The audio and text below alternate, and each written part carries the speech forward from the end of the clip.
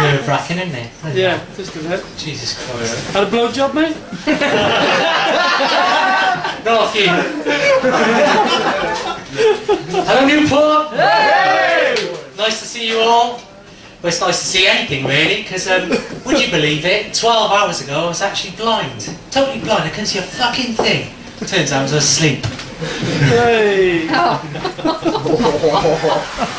I was going to talk to you guys about the recession, but obviously Newport hasn't been affected by the recession, has it? No. A year ago you had the Ryder Cup, so, you know, loads of jobs in Newport, brought loads of money to Newport.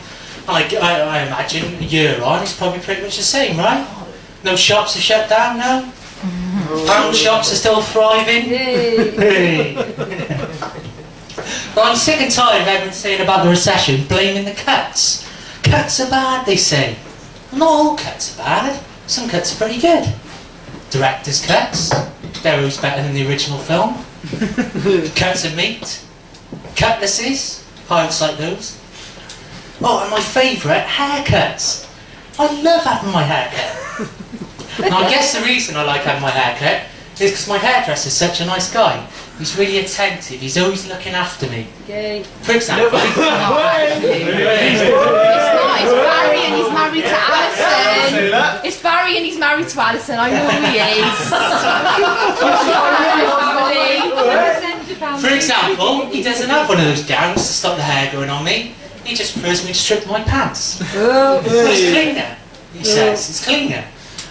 And he even includes a free shave with every haircut. What a guy. He does it all properly as well. No, he doesn't use a bic or anything like that. He gets the hot towel first, which apparently opens up the pores, and then he applies the shaving foam, what they call a badger brush, which apparently raises the hairs, and then he massages the skin, which makes for a better shave, and finally whips my willy to one side and away he goes. He's so gentle as well. As he's cutting my balls. I was telling my wife about how much I love cuts. Not the haircut, she didn't even know about that. And she said, no, you're a moron. She said, they're not on about those type of cuts, they're on about spending cuts, job cuts, cutting down on things.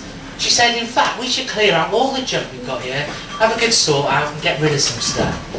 Well, first to go is my collection of 3D glasses. You've got to put things in perspective. First junk you hear all night. She then said I should get rid of some of my old movie t-shirts. Oh, fine. So I got rid of the See No Evil, Hear No Evil one, and the Stir Crazy one. Well, but I kept the Brewster's Millions one. But you got to get your priorities right.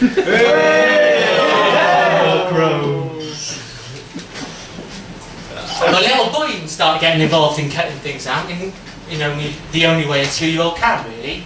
He just started cutting out words that he didn't think were necessary anymore. So instead of using 2 words, he'd use 1. So his colouring pens became his Kens, and his, can't remember. And his tomato ketchup became ketchup, which makes sense, you know, why use 2 words? Me and my wife thought it was really sweet. We thought, brilliant, he's doing this all on his own, you know? Until he started calling his favourite digger his frigger, and his drumsticks his dicks. Oh, a fire engine is... fire truck is fuck. Brilliant, nicely. So I got 2 kids, 2 little boys, and having kids, it always reminds you of being a kid, you know? You watch programmes that you used to watch when you were a kid, or they play with toys that you used to play with and stuff like that. One thing that always reminds me of being a kid is Wind in the Willows. Anyone remember that? Yeah. Amazing, absolutely amazing. All those sausages and like the batter and that, and like oh bollocks! I'm thinking of Toad and Earl, aren't I? You see how I got confused? There's obviously a toad in Wind in the Willow and Toad. Oh, try again. So, anyone remember it? Wind in the Willow was amazing. Yeah. Badger, Moley, gravy. Oh, fuck, I don't know. He says to me all the time, he says, no way, man! No way! Get out of here! Usually I'm watching having a poo. So, just... But he's a really nice guy, my friend. He's from a large family like me. Well, it's just me and my brother, but he's fat as fuck. Oh, Used to be fat as well. Come on, be anymore. fair play. But he stayed up for breakfast the other day. Not my brother, he'd eat my kids, but my American friend stayed up for breakfast the other day. I said to him, "What do you want for breakfast? What do you Americans eat?" He said, "Oh man," he said, "Oh man." That's how he talks. He said, "Oh man, I'll have waffles and pancakes, man." So I did him bird's eye potato waffles and fingers crispy pancakes. I know, for breakfast. Weird Americans. Like that one. But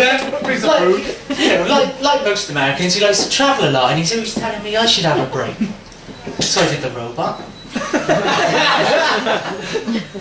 Followed with a worm. You show us that one as well? Yeah.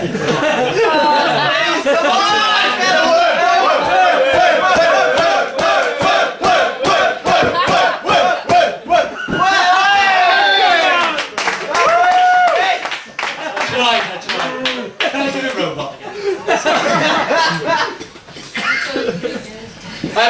But I don't see a point in travelling abroad. My last trip was actually a paid acting gig. They're glamorous, I know, what? I was dressed as a bear mascot for a hotel conference. Yeah, it went really well actually, until I mauled a Japanese tourist and took a shit in the woods. I was acting, I became the bear. They didn't see it like that, so. But there's so many places in this country to see. Why go abroad? I saw an advert the other day for a course in Reading. I thought I wouldn't mind going there, it's only at the M4. Turns out it was a course in reading. But maybe I should still go to Reading, where they are in fact the best in the country at reading. Much like Blackpool have the best Blackpool players in the country. Bath, best at keeping clean.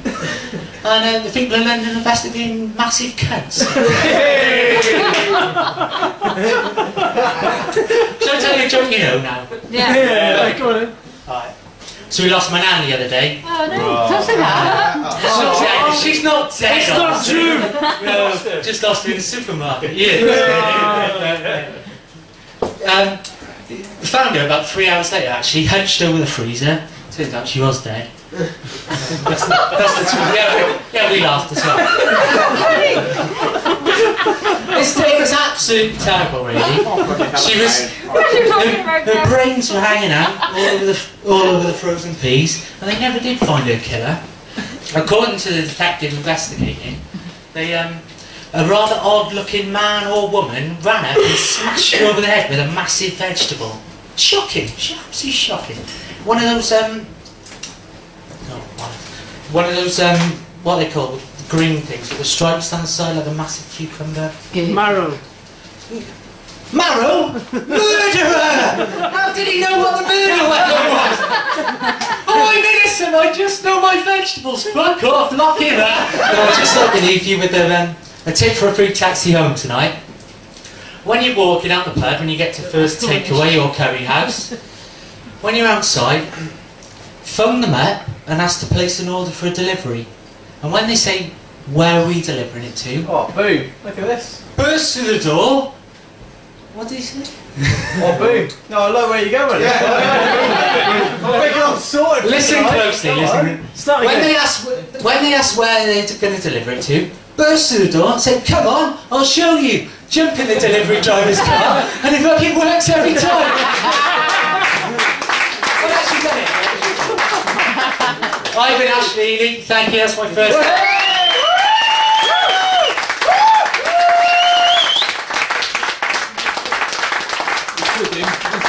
Ashley!